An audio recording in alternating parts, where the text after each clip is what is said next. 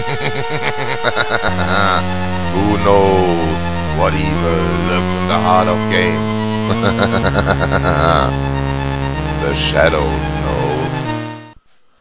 Hi, I'm the Shadows knows, and I'm back with part 5 of my 8-bit home computer comparison. Yes, I know it's been a couple of years since I started this series, but yeah, I was missing some machines for my 5th part, the honorable mentions, and those are basically the rest of the reasonably popular 8-bit home computers that in the other videos I only covered the 5 most popular ones, and I also based this video on a purchase date of end 1985 where I got my Commodore 64. So yeah, the others really weren't an option, at least not here in Germany.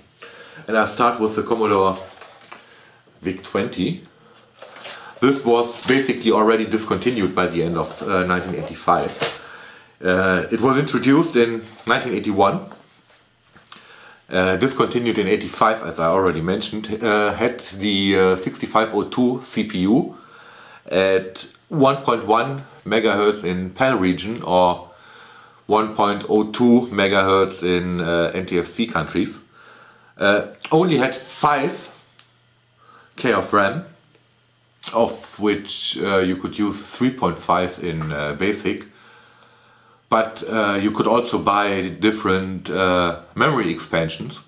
I think there was a 3K or 4K, I can't remember exactly, and there was an 8K and a 16K expansion, and you could buy an cartridge port extender, so you could plug in 2 16K expansions to give an additional 32K of memory. I think it theoretically was also possible to combine this with the 3K cartridge, but the memory mapping is a little bit weird when you use memory expansions. So yeah, most cartridge games ran direct, or all I think cartridge games ran directly out of the ROM chip in the cartridge, so they were usually 8K or 16K of game memory and only used the built-in RAM as a screen buffer and for variables and such thing. Yeah, but the tape games had to, most of the tape games at least, had to work in the 5K of RAM, and you have to subtract the screen buffer and some memory for system variables and stuff from that 5K, so you were left with, in machine language, a little bit under 4K of memory to work with the regular tape games. There were some tape games that utilized the memory expansion, but not that many. We had 3 audio channels and 1 noise channel, but yeah, the 3 audio channels were not completely independent. Well, they were, but channel 1 covers the lower frequency band, channel 2 the medium, and channel 3 the higher frequency band. So you cannot play 3 bass notes or 3 high notes. It was spread out over the spectrum, not too terrible, very basic square waves, but it sounds very beefy. Graphics, that's the really weak spot of this machine. It has 176 by 184 in 2 colors, and you have a multicolor mode.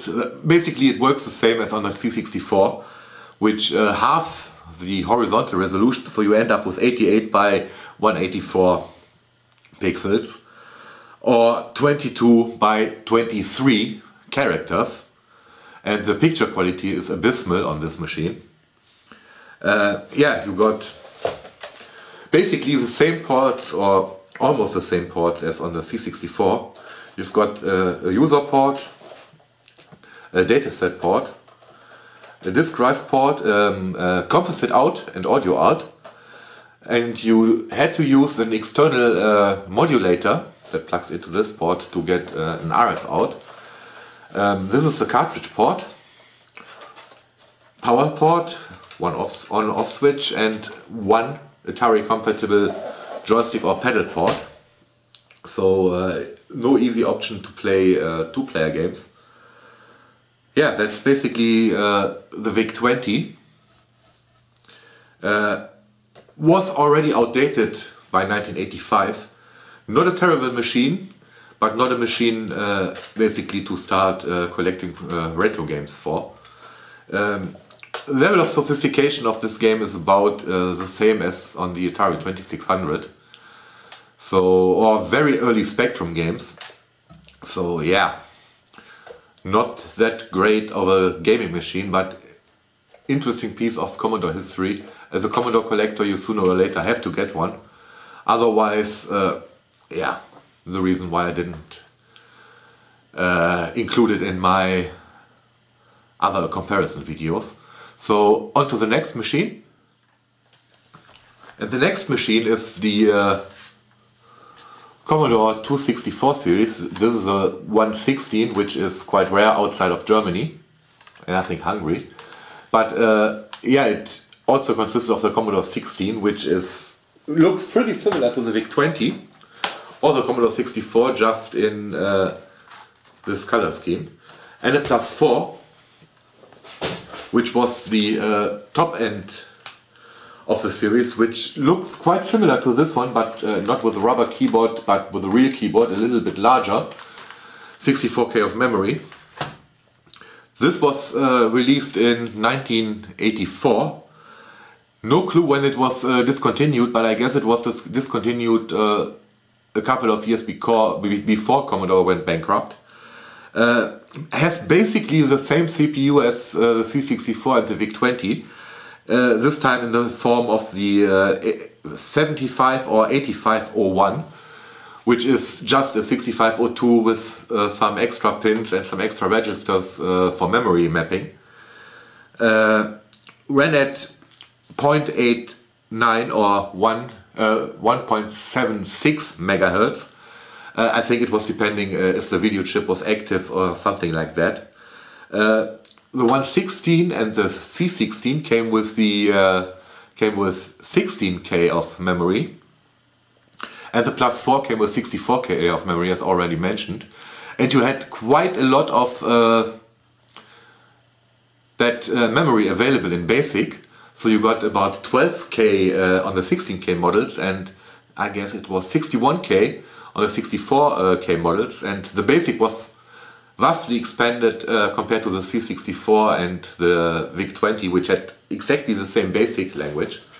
It was more like on the level of sophistication of the Commodore 128. Yeah, but even though it came out after the Commodore 64, it was basically a replacement for the VIC-20 on the low end of the market. 2 sound channels built into the TED chip. It was a VIC chip on the VIC-20, and yeah, it's a combined audio and graphics chip. Graphics resolution are the same as on the Commodore 64, but no sprites, no scrolling, I think. But 121 colors you could choose from, but you have basically the same limitations as on the Commodore 64. 320 by 200 in high-res mode, or 160 by 200 in multicolor mode, where you can have 4 different colors in a 4 by 8 square. The horizontal pixels are doubled again. Yeah, the usual 40 by 25 text mode. Yeah, the ports. You got an RF out. You got a video out, which is completely compatible with the Commodore 64 one. So you get composite and S-video.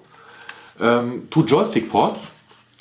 Electrically compatible with the Atari or Commodore 64 joysticks, but a different plug used for that. They did use that in this Commodore 116 because of the lack of space. Yeah, they should have put them there and there or something like that. But that was the reason behind that. They did not use the standard DB9 ports. This is the cartridge port. The dataset port, again, not the same as on the Commodore 64, but electrically compatible, just a different plug.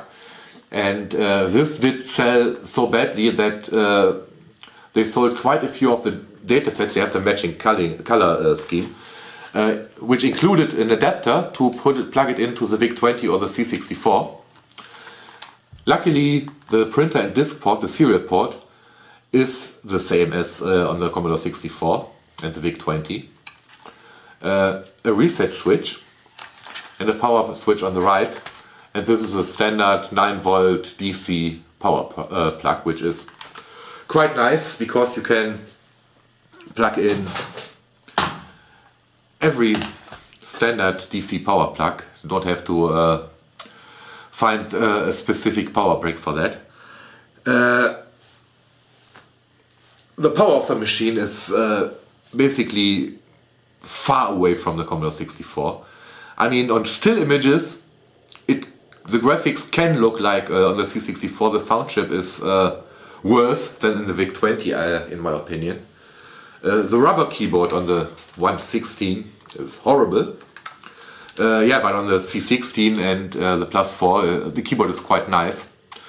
On the C16 it's the same as on the VIC-20 and the Commodore 64, so yeah. The games, the problem with the machine is that of course the 16K models were significantly cheaper than the +4, which also had some useless built-in productivity software. So yeah, to not cut out most of the market, almost all games, there were some exceptions, but really most of the games ran on 16K of memory, which really crippled the games. It's really hard to exploit the capabilities of the system, which are not the greatest, with only 60K or 16K of memory to work with. So yeah, it's not a great machine, and most of the games don't even utilize most of this. Generally, most of the games I played so far on this, I felt were worse than on the games on the VIC-20, even though it does have more resources. There are some good games for this machine, but they are few and far between. So the only reason to get this is if you want to program in Commodore BASIC and don't want to use an emulator. So that applies to all systems I have in my videos.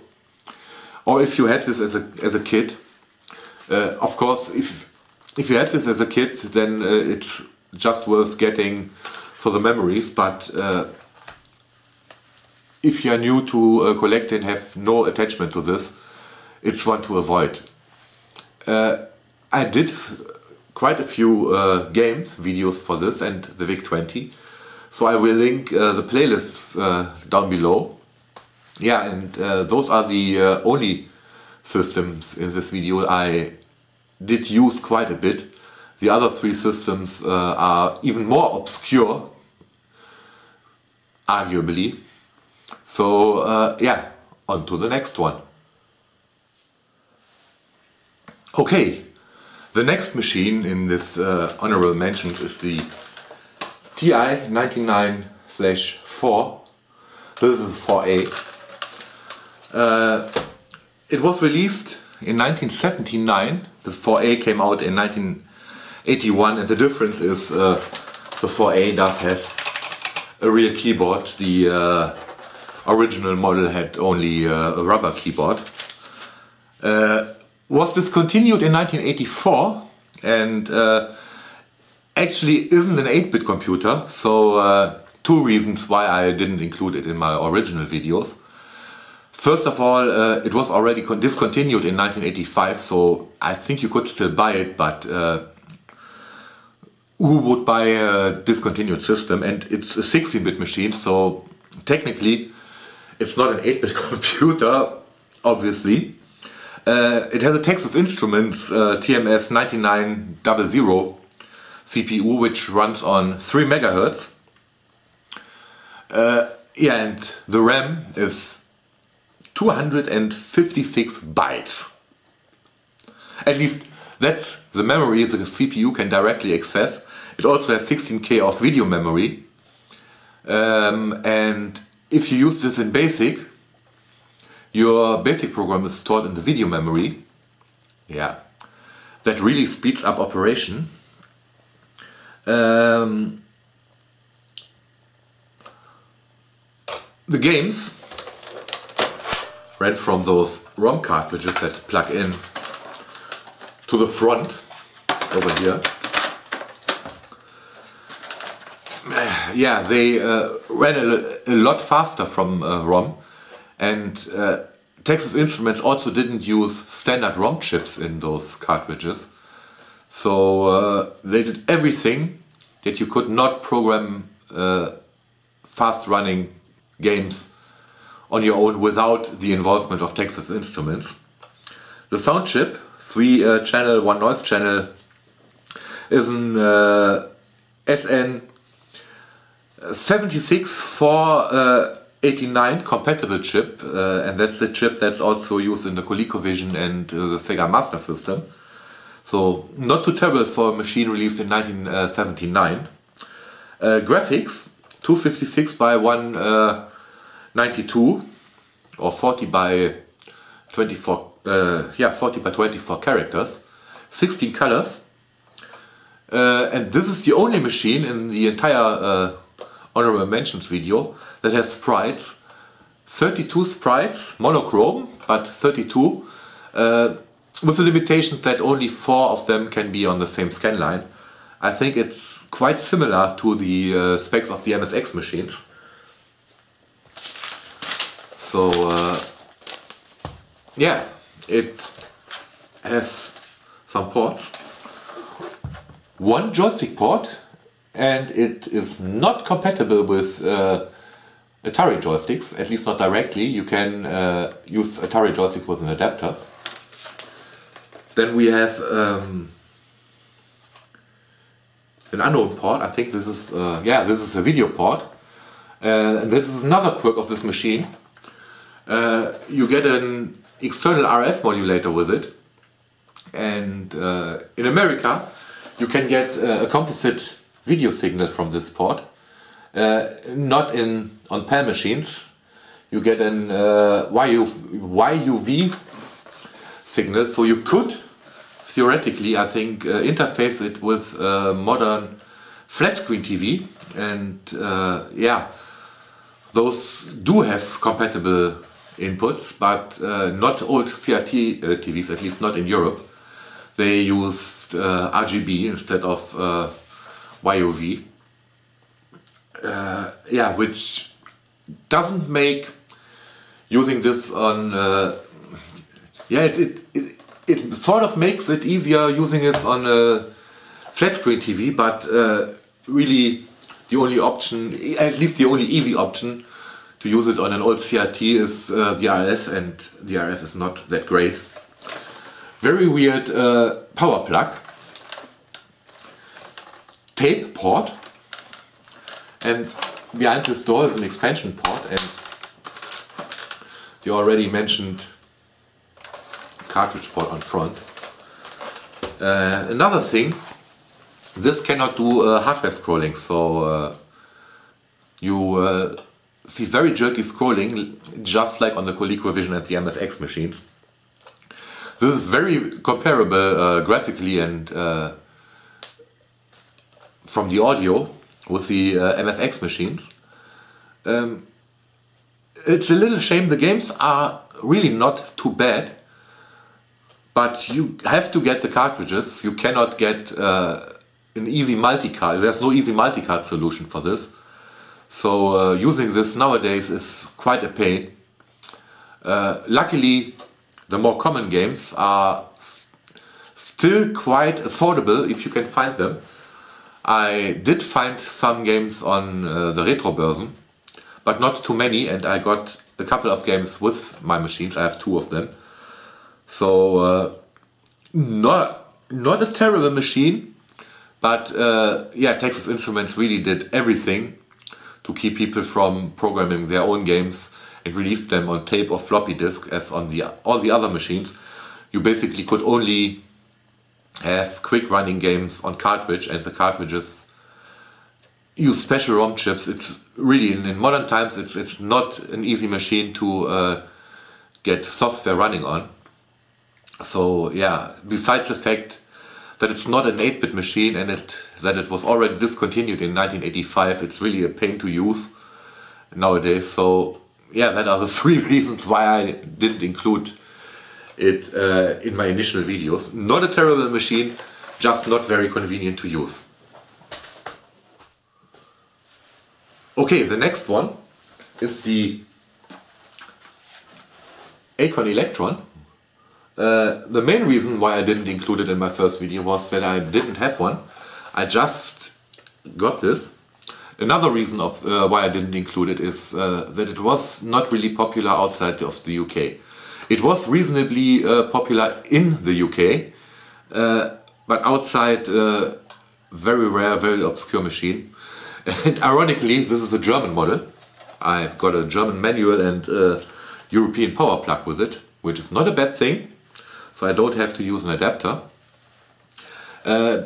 Basically, this is a cut down BBC Micro. They included most of the electronics compressed it into one chip, the ULA. Of course, it's cut down. So released in 1983. No clue when it was discontinued. I think they at least sold it until 1986 or 87. So no, that's not the reason why I didn't include it. Also has a 6502 CPU at 2 MHz, 1 MHz or 0.6 MHz, depending on which memory it accesses. And I think if the video chip is also accessing the memory, it can access ROM with 2 MHz, and to cut costs they used memory chips, which I think they used 4 memory chips with a 1-bit data bus. So and since this is an 8-bit computer, you got 2 reads to read 1 8-bit byte. And I guess the 0.6 is if the video chip is also accessing the memory. So yeah, 32K of memory, but very low access speed. 1 audio channel with a built-in speaker.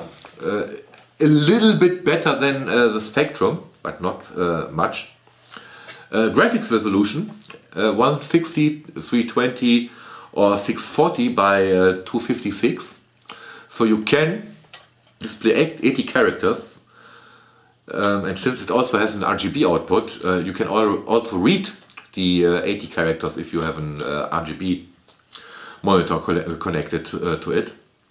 Only 8 colors, and port-wise, very little to offer. We have the power port here, an expansion port on the back. So there were various expansions. You got a joystick port expansion, a serial port, an RS-232, a Centronics, and stuff like that. And only 4 other ports on the side. It's from here. It's an RF. It says video. Is it composite or it only says video? I'm not sure if it's composite or only monochrome. We have an RGB output for an RGB monitor and a tape in output. So yeah, very small machine, but feels very solid. It's quite heavy. Keyboard also feels not bad. I haven't used it, as already mentioned, just got it. Watched quite a few gameplay videos. The color palette is quite ugly. Reminds me a bit of CGA graphics on the early DOS machines. There are some good games on this, but there are also some quite crappy conversions of other computers games, and what always springs into my mind, the Acorn Electron version of Commando, which is terribly slow. Already mentioned, this was quite popular in the UK, quite obscure everywhere else. There are quite a few games for this, so I think even more games than for the C16 series, and the definitely more games than for the Texas Instruments machine. Usually played with a keyboard because it doesn't come with a joystick and hasn't a built-in joystick port. I think for some time it was the third most popular machine in the UK, then the fourth popular after the Amstrad machine came out. So yeah, quite obscure. If you're in the UK, you can get them quite cheap. If you're outside the UK, if you're not incredibly lucky, you have to import them from the UK, which can be quite expensive shipping wise.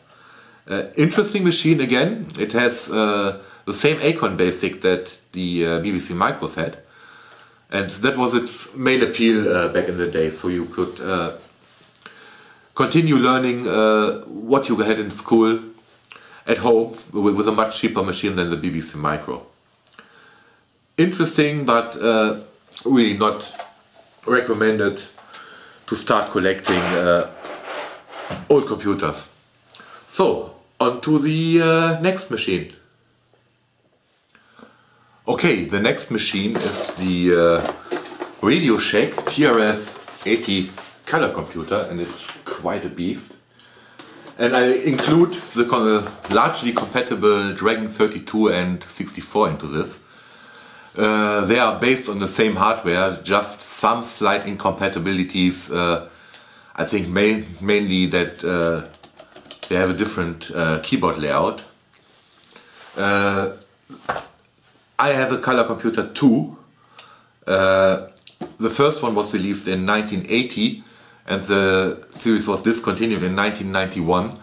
There was also a color computer 3, which had expanded graphics, at least I think. It had the Motorola 6809 CPU, and I have forgotten to write the megahertz there.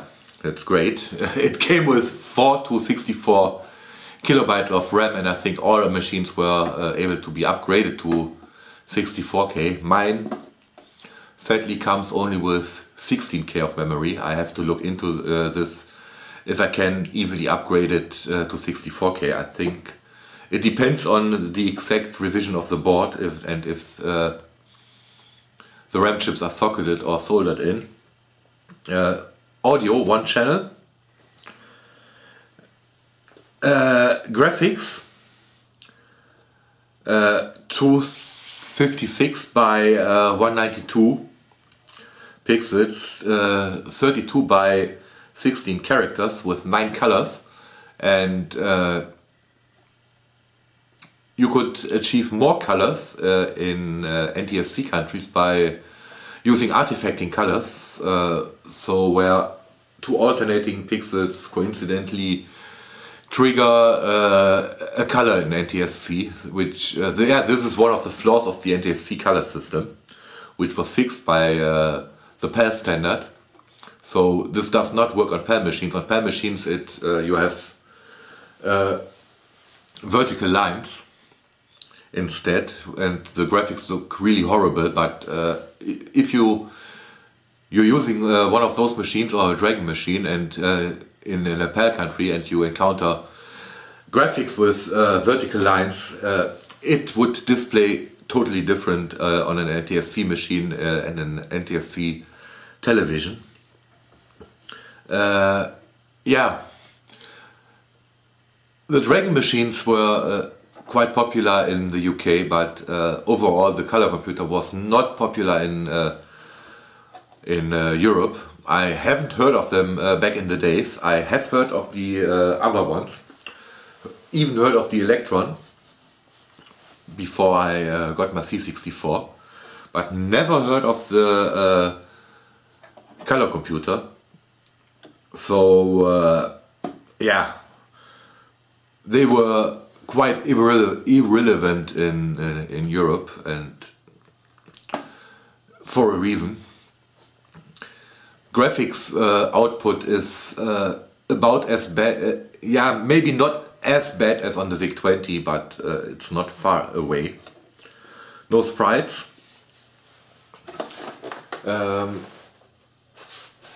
Peripherals, ports are not too bad. It has a fixed power lead and built-in power supply, and for that it's quite light.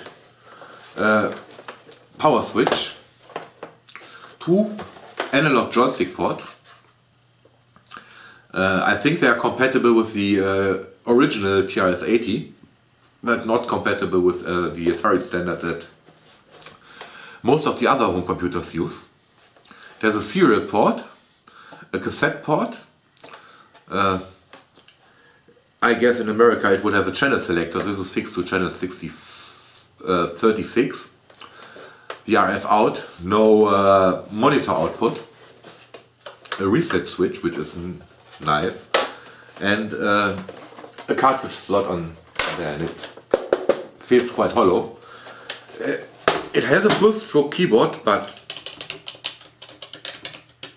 I mean it's not horrible. It's not as bad as a rubber keyboard, but not too great. And the games are, at least the games that work on a 16K machine, are yeah, a little bit more sophisticated than the Atari games. Some of the games are quite weird to be played with an analog joystick. On some games the analog joysticks work quite well. Again, if you had a similar machine as a kid, there's nothing against getting one. You can easily load the game from a tape image using I'm not quite sure if there was a program for Android that played the tape images directly. No, I think I converted them to WAV, but it wasn't too complicated. And this also applies to the Acorn machine. You can quite easily convert tape images back to cassette, or use a cable for an Android device or for a PC, a laptop or something like that, and load the games through that. It works. I've done it on the CoCo, but yeah, there are some cool games, but generally, if you're into gaming, have no connection to this machine, it's not the machine to get. And as I already mentioned, they were available in Europe, they were available in Germany, but I haven't heard of them back in the days. So on to the final machine. And that's one that's a little bit useless. It's the Sinclair ZX80. No, it's the ZX81. And unlike the Commodore 64, it doesn't have 81 K of memory. Subtract 80 to get the real amount of memory. Yes, it came with 1 K of memory. That 80 CPU at 3.25 megahertz, which doesn't sound too bad, but the CPU also had to do the video output. So yes, no audio. In theory, it did have 256 by 192 pixels of video resolution, but in practice you could only use block graphics with 64 by 48 or 32 by 24 characters. And either it could calculate or display an image on the television. So this machine was an upgrade to the ZX80, which only could do that. So if it didn't do anything, you got an image, you could read text on the screen, and as soon as the machine was calculating something and running a program, or if you were even typing, the screen would collapse until you stopped, and then you could read what you just typed. This one had a slow mode, where it only did processing in the vertical blanked interrupt. So the time where the raster beam needed from the bottom right of the screen to return to the bottom left of the screen. And I think that's about 20% of the duty cycle. You could also run programs in this mode, which made the programs very slowly. So yeah, it was a cheap thing to get into basic programming. Not very useful for games, especially with this foil keyboard. This is a 16K memory expansion, so it became a lot more useful. So you can imagine if you have 1K of memory and no extra video buffer. So the larger your program got, the less space was left for the screen output. So yeah, ports, the expansion slot on the back, mainly for the memory pack. Then you have 9V DC, mic and ear for the tape drive, and an RF output for channel 36, and that's it. Not very useful. This one doesn't work because the keyboard is broken. I have a Timex Sinclair 1000, which was also sold in Europe, but mainly in America, and that came with 2K of memory.